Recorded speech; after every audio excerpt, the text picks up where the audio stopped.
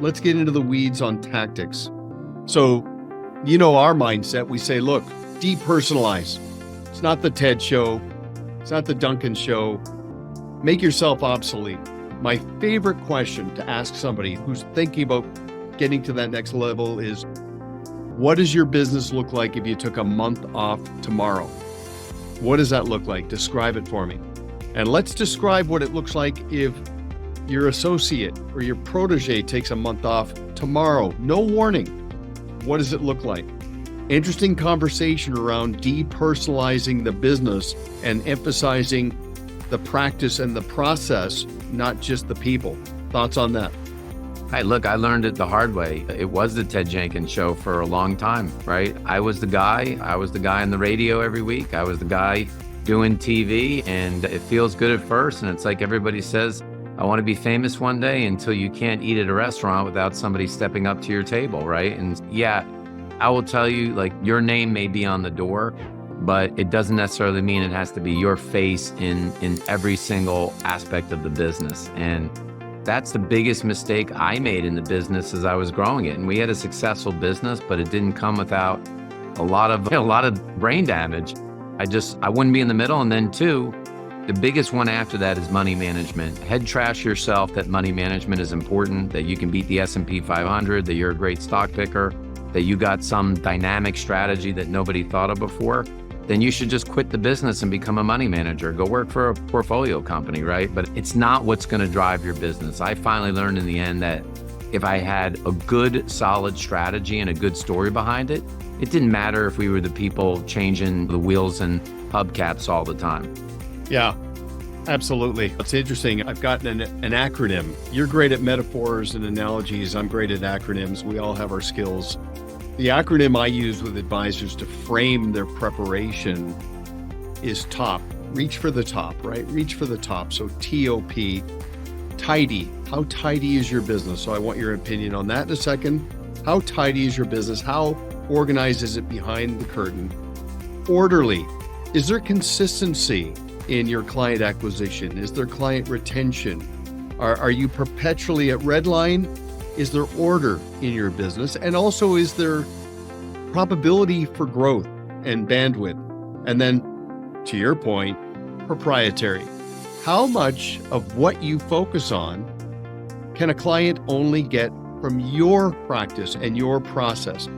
Your point about how you manage money, it's obviously incredibly important, but it is commoditized, it's not proprietary.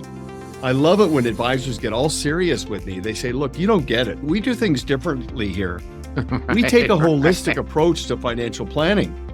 And I'm like, oh, okay, good. You're the one. You're the one who does that. No disrespect. I mean, your core competency, your intentions, your moral compass, all of that is incredibly important.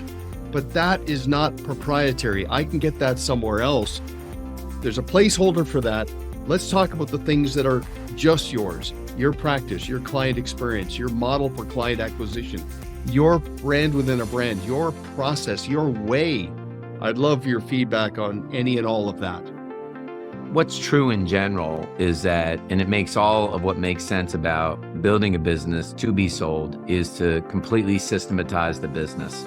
I talk to a lot of advisors around the country in many shapes and sizes, and almost none of them have the same initial client meeting outline for all the people that work in their firm. They may not have the same strategy session. Some people in the firm have a different money management approach, and it's like, our thought initially is that we're gonna not look as good to the public if everything looks scripted and systematized, whereas all the great brands around the world are completely scripted and systematized. So again, I keep using this word head trash. It's such a head trash thing because all the great businesses in America are completely scripted.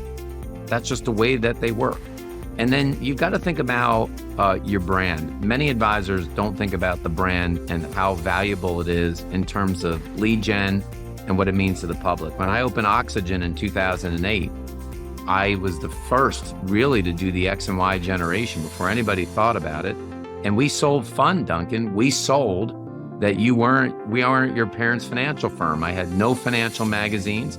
I actually had an oxygen machine that you could stick in your nose in our lobby. We had a Wii gaming station. I served all the drinks for Gen Xers that reminded them of their childhood, Sunkus, Mellow Yellow, Yoo-Hoo, Tab.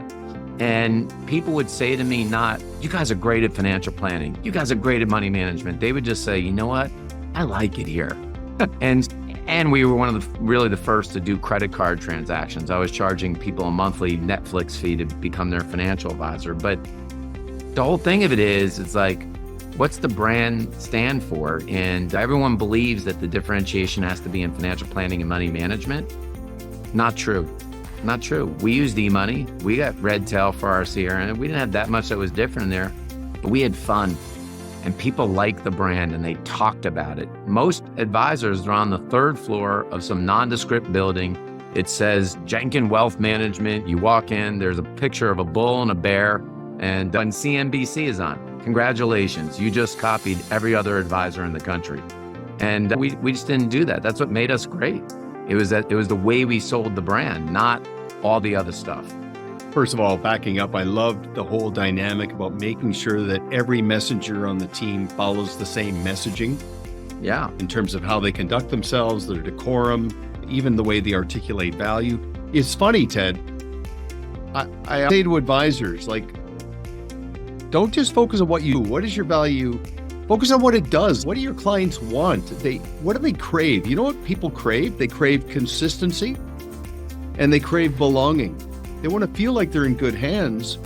They don't want to dread a strategy meeting. They don't want to dread a phone call. They don't want to dread an email. They want to look forward to it. And the energy around the environment that you created with the Tab and the Sunkiss, it's just, I'm in good hands. It's a good environment. So that's interesting as it relates to branding. But backing up around building a sale-ready business, I'd like some pinpointed insights on the TOP acronym, okay? Tidy, orderly, proprietary. Can you work through that and provide some insights there? On the tidiness, I would just say, are you actually tracking the business metrics of what somebody would want when they buy your business? So do you actually do a P&L? And if you do, is the P&L tidy? Or does it have your kids, your wife, your car, all the other stuff? Could you actually tell somebody today, tell me what the sellable EBITDA is in your business? And could you explain your business? Because you're going to have to. Do you know what the concentration looks like in your business? If you look at the top 20 clients, is it 10% of your practice or is it 70% of your practice, right? You look at the concentration risk in your practice. So you've got to be very tight with the numbers, because when buyers buy, you can have all the emotional stuff about the business, but you got to be able to explain the math of what's going on in your business. You will have to do that. Orderly to me is having your ducks in a row legally, right? I had one guy, Duncan, who was selling. I said, we need to get your operating agreement. He goes, do you think I have one of those? Yeah, I think you have one of them. Where is it? You probably have a little brown binder in your desk somewhere that you did in 1987. It's somewhere. Look, you got to have your employment contracts tidy. You got to have, if you have 1099s, the 1099 contracts. Do you have stuff that protects your confidentiality? What risks do you have in the business? As I mentioned, is it systematized? Is it going to be easy to run?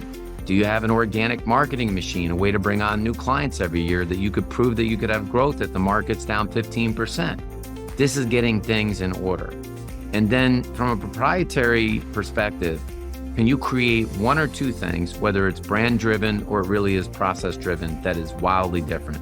And you mentioned it, your financial planning and your money management are not different. I know you're going to be like, no, you're wrong, Ted. We're so much different, but I've met thousands and thousands of advisors. And you're right, Duncan, they all say the same thing. That's not us. We really do a very different approach to money management. So does Ken Fisher. And he's got a lot more money than you do. Not because his money management is different. He just crushes you in marketing. That's the difference.